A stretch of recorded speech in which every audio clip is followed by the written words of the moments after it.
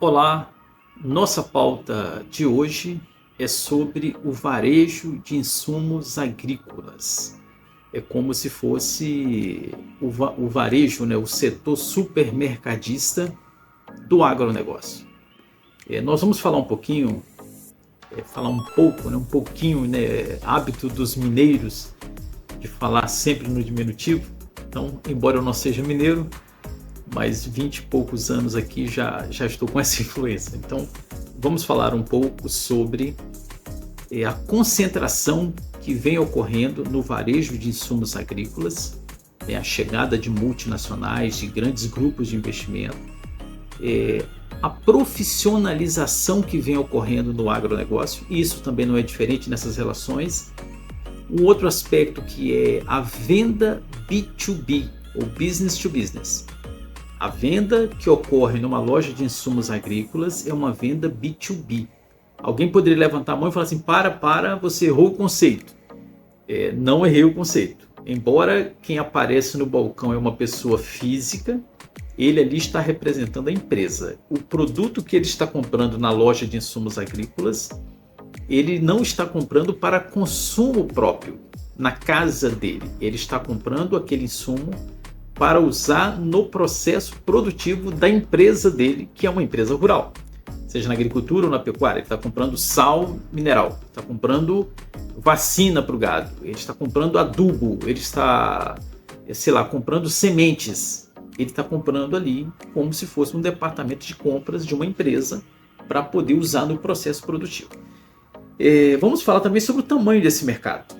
Estamos falando aí de um número bastante considerável e é o que a gente vai abordar nesse episódio de hoje. Então, começando, o ponto que eu queria chamar a atenção inicialmente é sobre a concentração de mercado. Citamos isso em um outro episódio. Esse movimento não é isolado aqui no varejo de insumos agrícolas. Assim como vem ocorrendo há alguns anos no setor de supermercados, por exemplo, quem não viu ou vê aí rodando pelo Brasil inteiro, como a marca Mineirão, que no passado foi vendida para o grupo Carrefour e ali virou o Carrefour bairro, né, o Carrefour Champion, o Champion, e depois essas lojas morreram e hoje a marca Mineirão voltou, mas voltou com a visão do atacado e varejo, então também sendo chamado de atacarejo. E hoje o Mineirão está espalhado já por Minas, Espírito Santo, Bahia, não sei em quais outros estados mais.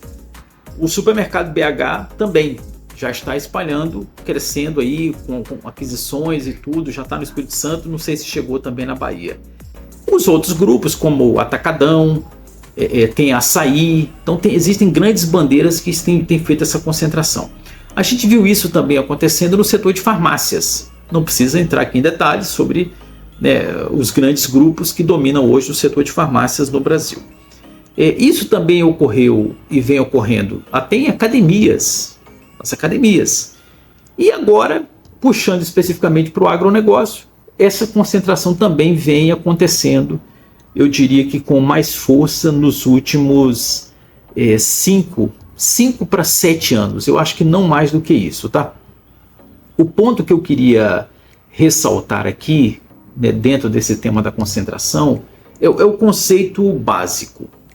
O que é uma loja de insumos agrícolas? Quando a gente pensa numa loja de insumos agrícolas, normalmente a gente tem associação ao dono daquela loja. É um produtor rural, um ex-produtor rural, alguém muito conhecido ali que esteja ligado a essa atividade do campo. E normalmente as lojas de insumos agrícolas são lojas regionais. E quando eu falo regionais aqui, se eu tivesse ser um pouco mais preciso, eu diria que são lojas daquela cidade especificamente. Então é a loja de revenda de insumos agrícolas vou pegar o nome aqui de uma cidade, lá em Goiânia, Goiânia capital, vamos pegar para o interior, Corumbaíba, Goiás. Então você tem lá uma loja de revenda de insumos agrícolas. Essas lojas têm lojas bem estruturadas, lojas grandes, com um mix de produtos, né, um volume de SKU gigantesco, por isso o termo supermercado que eu usei no início. Então é literalmente um supermercado de coisas para o campo. E tem as lojas menores, né? Eu diria que elas são mais especializadas. Então tem uma loja que vende produtos só para pecuária, outras vendem para agricultura, outras focam em maquinários agrícolas. Então vai ter essas menores e com especialização, e tem as maiores e que atendem o escopo, vou dizer que fim a fim, né, end-to-end, de tudo que o produtor precisa no campo. E de repente, essas lojas regionais ali da cidade, que levam o nome, às vezes sobrenome de família, ou fazenda, casa do fazendeiro, casa do produtor, verde campo, campo verde, casa da ração, e por aí vai. O ponto que a gente precisa ressaltar é que com a concentração, essas marcas regionais que preservam ali aquele atendimento mais informal, a presença do dono ali no estabelecimento com frequência, visitando os grandes clientes, discutindo no balcão ali preço e por aí vai. Quando há uma aquisição de uma empresa dessas, uma loja, 2, 3, 4, 5, sei lá, 15 lojas, por um grupo grande, e de preferencialmente são multinacionais, a tendência é que o nível de profissionalização exigido por grandes companhias vai chegar lá na ponta. Então aquela flexibilidade que o vendedor tinha de, numa eventual negociação, para não perder o negócio, ele podia simplesmente, né, ir até a mesa, ir até o dono e negociar ali na hora, fazer conta e dar um desconto. Agora existe um processo, existe todo um sistema, toda uma regra para descontos, e aí começa a haver um pouco desse engessamento do atendimento, e isso costuma impactar no atendimento ao produtor, e isso vai gerar reflexo lá na ponta. A profissionalização que vem acontecendo no setor, antes de falar da profissionalização, eu só queria falar que existem hoje, embora as informações estão na imprensa, né, na internet, eu diria que tem grandes grupos que têm feito esse movimento da concentração de varejo no Brasil. Como o nosso foco aqui é para falar de emprego, empregabilidade, eu vou deixar para explorar isso num outro momento, tá? Que é falar sobre quem são essas empresas. O nome eu vou citar: Nutrien, AgroGalaxy, até uma delas está com um processo aí de falência.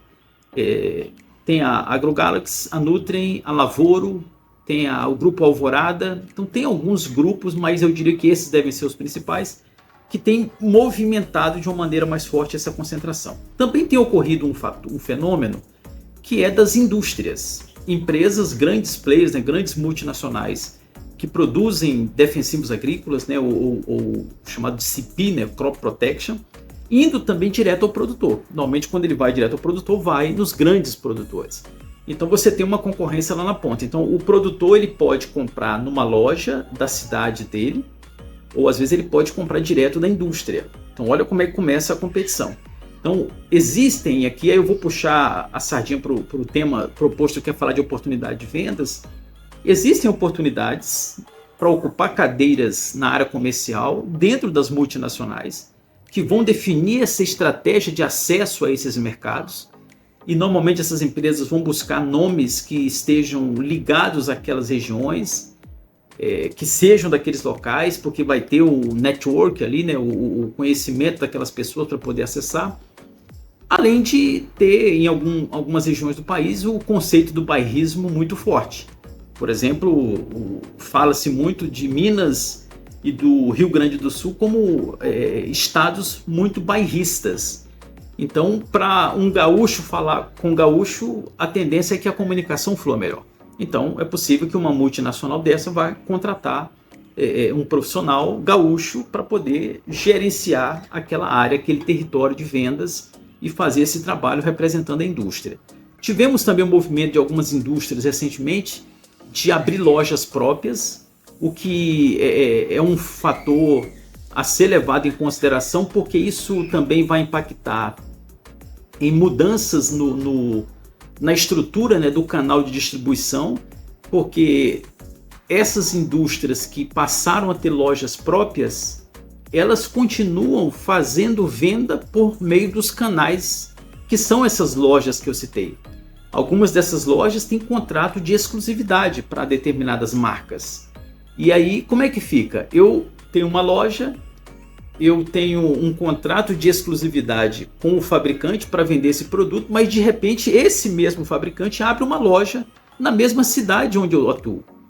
Então eu vou concorrer com o dono do produto, com o próprio fabricante. Então tem algumas questões aí a serem ainda melhor refinadas. Mas tem um movimento que aconteceu nos Estados Unidos que talvez seja a grande inspiração para o que vem acontecendo no Brasil nesse quesito aqui da concentração. Que os Estados Unidos hoje, até pelo último levantamento que eu acompanhei, acho que 50% do mercado de insumos agrícolas, das lojas que revendem produtos, né, de insumos agrícolas nos Estados Unidos, pertence a um só grupo, e é um grupo canadense. Então metade da distribuição do varejo está na mão de uma empresa.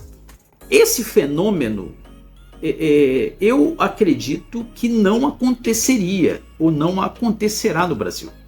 Acredito que o Brasil, dadas as características, né, extensões geográficas, cultura, o nível de maturidade que é muito diferente dos Estados Unidos, acesso a crédito, enfim, eu acredito que no Brasil essa concentração ela não deve chegar a 30%, se tiver que ficar na mão de uma empresa só. E aí vem a divisão das empresas que vão ter um acesso direto, e ainda acredito que vai prevalecer muito essas lojas regionais, onde tem uma loja, 2, 3, 4, sei lá, 5, no máximo 10, não na mesma cidade, às vezes num conjunto de cidades ali próxima. Acredito que isso ainda vai valer muito, porque o agro ainda preserva bastante isso. Mas a gente não pode esquecer o movimento tecnológico que a gente já citou aí, como avalanche, terremoto, né, toda essa digitalização que vem acontecendo, com marketplace. Hoje nós já temos essa experiência. Você quer comprar um produto, você acessa o site, começa ali a namorar aquele produto, né? Você quer comprar um Kindle, né? um livro digital, né? Você compra ali o Kindle, você fica namorando. Eu quero comprar um celular, você entra no site, compara modelo, fica esperando os algoritmos de inteligência artificial mandar ali uma promoção. Então você consegue fazer isso sem ter que ir na loja. Se você for à loja para comprar, você já chega munido de informações para conversar com o vendedor e falar: não, eu acabei de acessar o site, está tanto. Você consegue chegar nesse valor? Se você não quiser, não conseguir, eu vou comprar direto no site. Ou se eu comprar que agora eu consigo levar o produto, porque no site está me pedindo 7 dias. Então tudo vai depender da necessidade ali, mas já está acontecendo isso. Mas convergindo para o tema oportunidades de carreira no agro e no capítulo de hoje, no episódio de hoje, nesse setor de varejo. Bom, a gente falou de empresas locais, regionais e também de multinacionais. Os produtos vendidos variam desde seguro agrícola, carros, equipamentos, né, desde um veículo automóvel, caminhonete ou mesmo equipamentos para o campo. Que aí novamente é a diferença do B2B e B2C, que é comprar maquinários para, né, a sementeira, a colheitadeira e por aí vai. Ou no caso da pecuária, comprar equipamentos, né, para ordenha automatizada e por aí vai. Uso de drones no campo, então todos esses equipamentos. Então observe, quem vai vender um drone para um cliente usar no campo, esse profissional de vendas, ele precisa ter uma base de conhecimento tecnológico diferente do vendedor balcão de uma loja do interior que está acostumado a vender para um produtor que só compra produtos ali para pecuária. O linguajar, os termos utilizados, a gente chama de jargão, né, o vocabulário, né, faz muita diferença nessas horas. E não esqueçam, isso eu faço questão de ressaltar aqui, vou até colocar isso aqui em texto para a gente fixar. A venda que ocorre no estabelecimento varejo de insumos agrícolas, cada loja espalhada pelo Brasil, essa venda que está acontecendo ali no ponto de venda é uma venda B2B, business to business. É uma empresa sendo representada ali pelo próprio dono, o filho, alguém da família, alguém de confiança, para comprar produtos para a fazenda. Então essa é uma venda B2B. Então quando eu faço uma venda B2B, os argumentos que eu tenho para defender o produto A ou B devem ser argumentos pautados mais na racionalidade. Porque quando eu compro um produto para uso próprio, algo que seja relacionado sei lá, um brinde, um presente, sei lá, eu vou comprar um relógio, gostei do preto, sei lá, gostei do vermelho, tem características ali que não são racionais, tem coisas que são emocionais, emotivas mesmo. Eu quero comprar um boné bonito, por coincidência eu vou pegar aqui, só para ilustrar, aqui, eu tenho um boné da Jeep, eu gosto da marca, né, eu uso a marca, então eu comprei esse boné, quando eu vi, ninguém precisou me convencer muito, eu falei, não, eu gosto da marca Jeep, eu vou levar. Sem muito esforço. Agora, se você vai vender um drone, observe o nível de argumentação que você vai precisar sobre consumo de bateria, os cuidados com a manutenção, como é que o cliente vai fazer para fazer o download daqueles dados, como é que ele precisa ter segurança relacionada à armazenagem desses dados para evitar que alguém, né, roube esses dados. O local adequado de armazenamento, enfim, tem coisas relacionadas a um equipamento que você precisa fazer. Se eu for comprar uma máquina, uma grande máquina agrícola para minha fazenda, por exemplo, uma colheitadeira, uma sementadeira, às vezes um investimento de R$1 milhão, R$1,5 milhão, 3 milhões, sei lá, meio milhão, enfim, dependendo do equipamento, né, tem de toda ordem e dependendo do fabricante. Imagina os argumentos para venda, para costurar isso. Então, observe que existem oportunidades para os profissionais de vendas em vários segmentos dentro do agro. Você pode se especializar e aí vem a hora da educação. Quanto mais você se qualifica, né, e aí a visão, fala-se muito, né, dos generalistas e dos especialistas. E tem o nexialista. E até o generalista, ele conhece um pouco de muita coisa, de muitas coisas. O especialista conhece muito de pouca coisa. Ele vai em profundidade. Esse é o especialista. O generalista, ele vai horizontalmente. Então ele conhece um pouco de muita coisa. E fala-se do nexialista, que é a pessoa que tem a capacidade de conectar esses dois mundos. Então ele conhece algumas coisas em profundidade e conhece a visão horizontal do generalista. Então ele consegue criar uma visão conectada dessas coisas. Quem pela primeira vez cunhou esse termo nexialista, se não me falha a memória, foi o Walter Longo. Tem um livro dele, inclusive, que é o Marketing na Hora do Nexo. Vamos colocar aqui na tela. Marketing na Hora do Nexo. Na Era do Nexo. Marketing na Era do Nexo. E a palavra nexo veio aí. Então, generalista, especialista e no meio nexo, que é o que conecta ambos.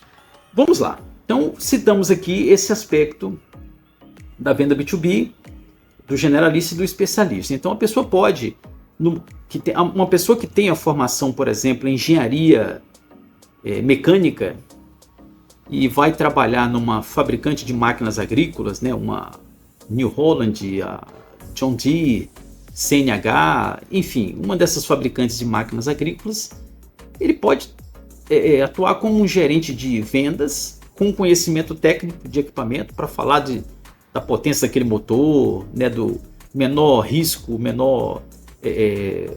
menores custos, né, com manutenção daquele equipamento, que tipo de tecnologia usada ali, se é uma tecnologia que já está em declínio ou se é uma tecnologia muito nova.